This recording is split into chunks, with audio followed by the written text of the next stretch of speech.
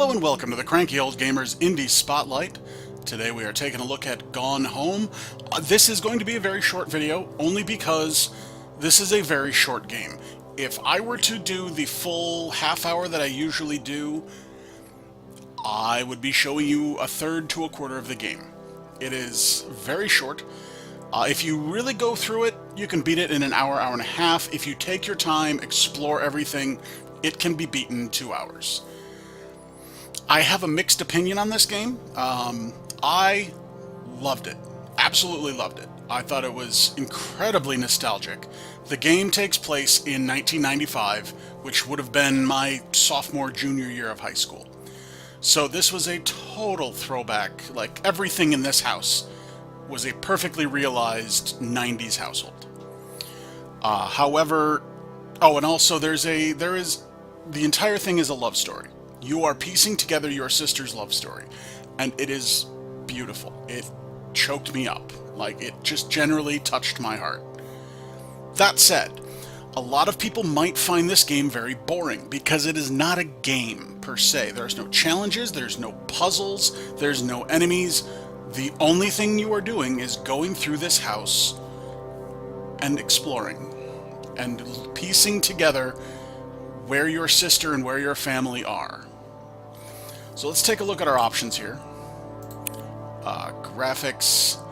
I can't fathom lower graphics. It's a very pretty game. You'll see it, but it's not jaw-dropping. It's not impressive. I guess it's functional. Controls. Okay. Yeah, we don't really need a toggle crouch.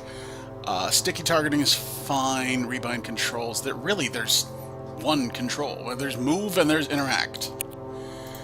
Sound, main voice music. Okay. Gameplay. Hide reticule. No. Enable head bob. Okay. Show training. Alright, fine. Language. Okay. Yeah, let's go ahead and display subtitles. We don't need overlay text. Okay, so let's go ahead and start. I've already beaten it, but yeah, that's fine. Easily done. I just want to show you what the game is, and you can make your decision based on that.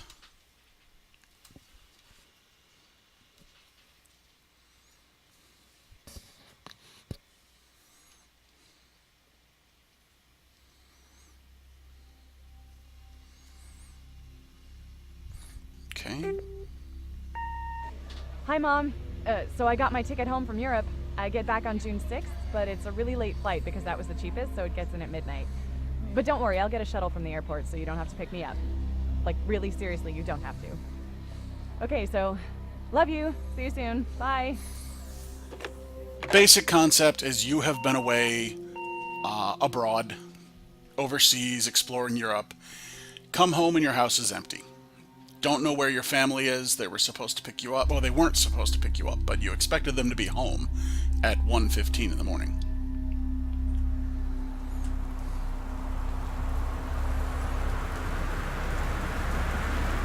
Alright, so like I said, it's pretty, it's functional. The graphics are not going to blow you away.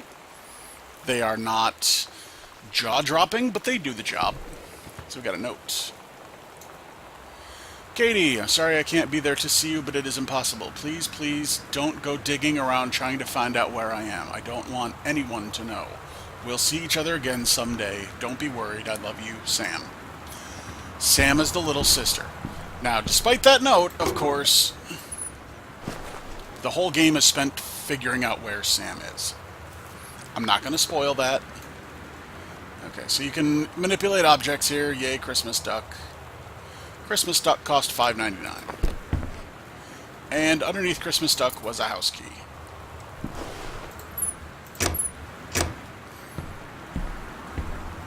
I never quite understood why you can't interact with your own stuff, but I mean, I guess I get it. You don't need to. Your own stuff is not going to help you solve the mystery. And this is the foyer of your childhood home. And you notice boxes. While Katie never speaks, I get the distinct impression she was not aware that her family was moving. Directions to work from the new home. There's a... And, you know, I'd heard other reviewers say this, and it didn't sink in for the first half hour of the game. There is a strange sense of intimacy. It really kicks in once you get upstairs.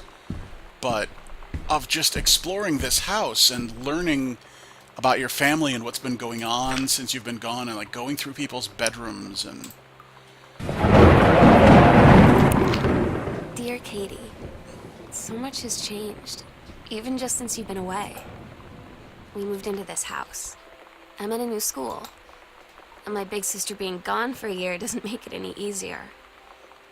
It doesn't feel real. But I'm not gonna let it faze me. I used to tell you everything, and if I can't do it in person, because you're off gallivanting around who knows where, I'll tell it to this journal. Just like I was talking to you. Author Magazine.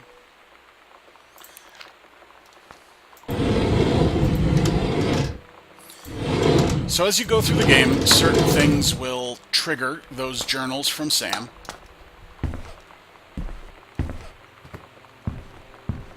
And they are how you piece together the story. Certain areas of the house are closed off to you.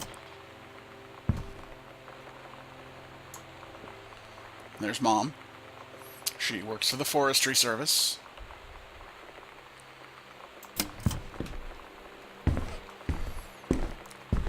Now I'm curious. Okay.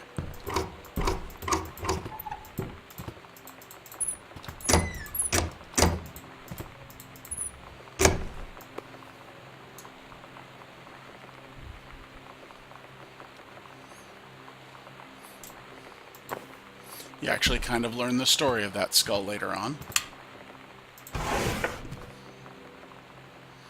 Alright, we got a letter. This is to the mom. I'm not going to read that whole thing.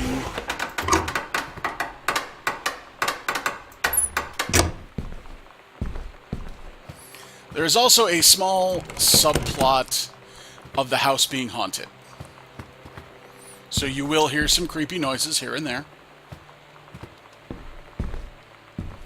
Whether or not that ever comes to fruition, I'm not going to spoil.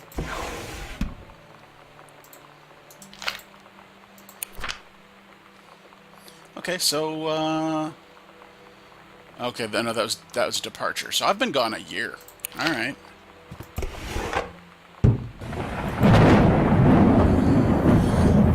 Okay, so Sam, her little friend Daniel from the old neighborhood wants to hang out, and she wants nothing to do with him. Okay. I wonder why. Did something happen between them, or... Oh, there's the whole family. That would be Mom, Dad, Katie, and Sam. You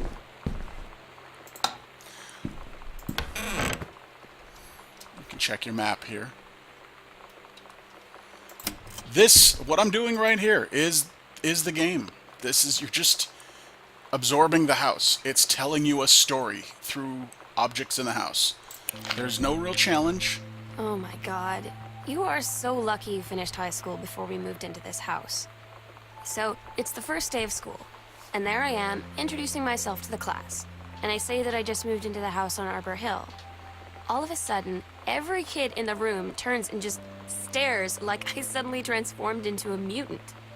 I just stood there, wishing pretty hard for a rewind button. Because now maybe nobody knows my name, but they all know who I am. The Psycho House Girl. Great. Throughout the game, if you... Like I said, I've talked to some people that found the game boring, but a lot of people I know that have played this, you will fall in love with Sam. Not in a romantic way, in a sister...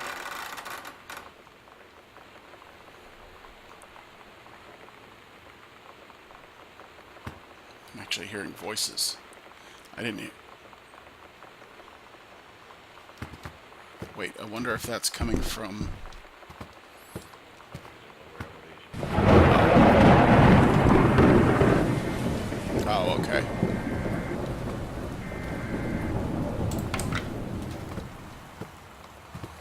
This room actually made me nostalgia pretty hard for one very small thing. Let's see. This shelf. I know there's a lot of kids out there that don't remember the VHS era, before DVDs. It was common. Every family did it. When a good movie or TV show came on television, you recorded it. And you know, people would buy tons and tons of blank tapes that often looked like this, the multi-packages. And I loved going through their shelves. And Time Machine, Clue, Fantastic Voyage, Top Gun, Ghostbusters, Labyrinth, The Andromeda Strain, Airplane, Moonraker, Beetlejuice, RoboCop, Blade Runner Director's Cut. What do we got? JFK, shit ton of X-Files, hell yeah. Clash of the Titans, I grew up on that movie.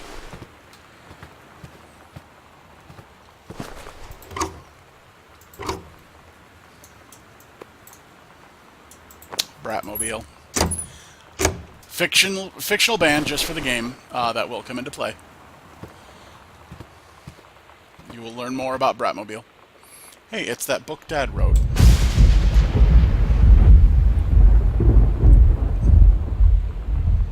John Russell knows that the president's life hangs in the balance. But who would believe him?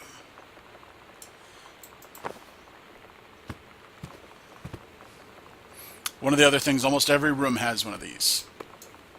This is Girl Scout. Role model. This is one of Sam's favorite Riot Girl punk bands.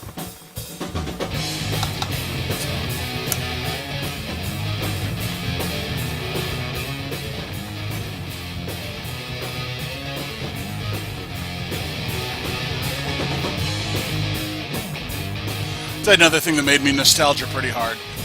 This little piece of paper right here. Because it's accurate.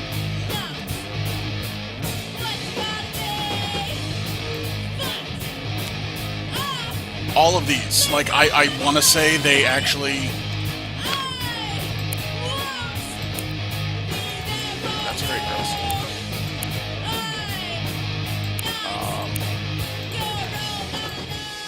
Okay, there we go. I want to say, between all the shows that are listed and the channels that they're on, I am fairly certain they actually found an actual TV guide from February 1995. Because these were all 95 shows. Mr. Wizards rolled on Nick. Mork and Mitty, this was Nick at Night. They had classic stuff. Red Dwarf, American Gothic, what a short-lived show. I can't believe that's Space Above and Beyond. Picket Fences, Step by Step. Oh man, I used to watch all of Boy Meets World. I used to watch all of these shows.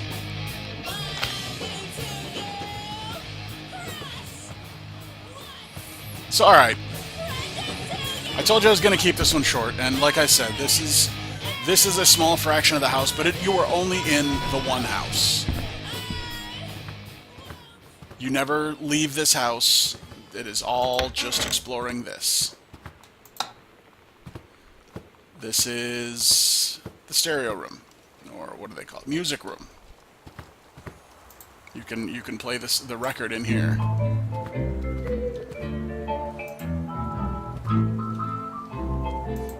If you buy this game, read this. Oh my God, read this story.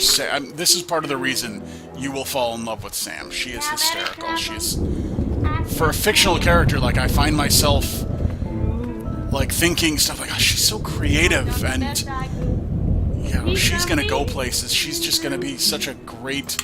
She's gonna be a writer someday. And oh wait, no, she's a fictional character. My bad. Oh, hey, want to see something fun? Voodoo, mildew, nope, that's not it. Andrew. Wrong room.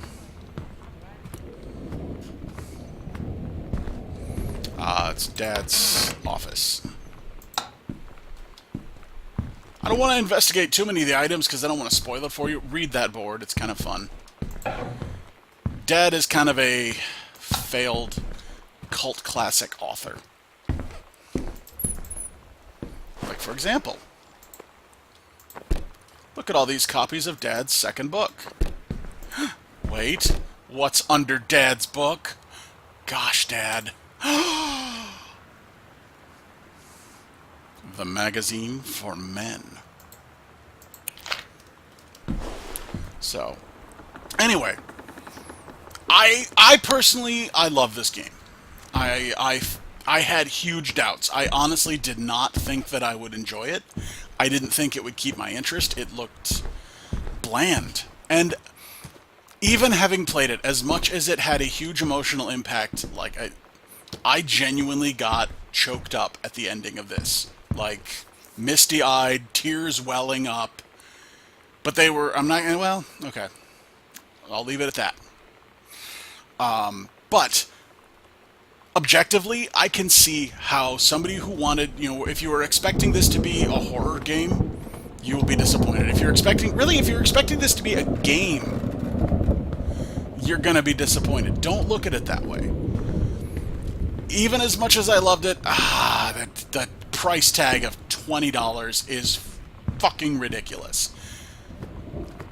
I would never pay $20 for this game. I bought it on sale for $6 over the holiday sale, and I think I got my money's worth. I really do.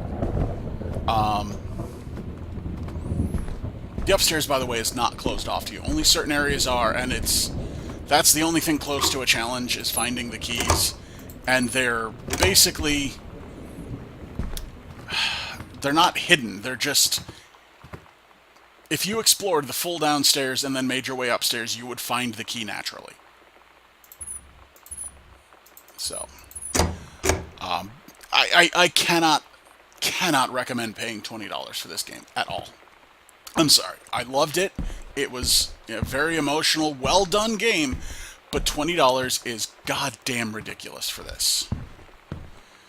I'm gonna save you Sam's. I'm gonna save Sam's room and let you explore that on your own. In fact, the whole upstairs, I think. It is a very large house.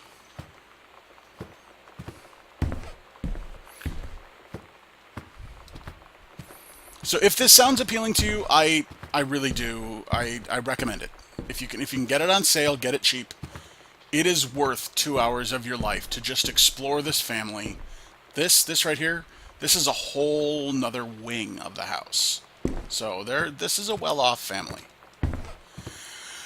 If you grew up in the 90s, there are going to be so many things in this game that are going to just kick you right in the nostalgia.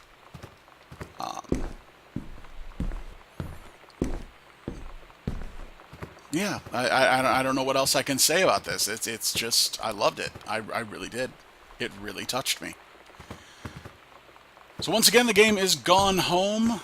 It can be picked up on Steam for $20. Do not pay $20. But if you can get it on sale, definitely check it out. I think you'll be really pleasantly surprised.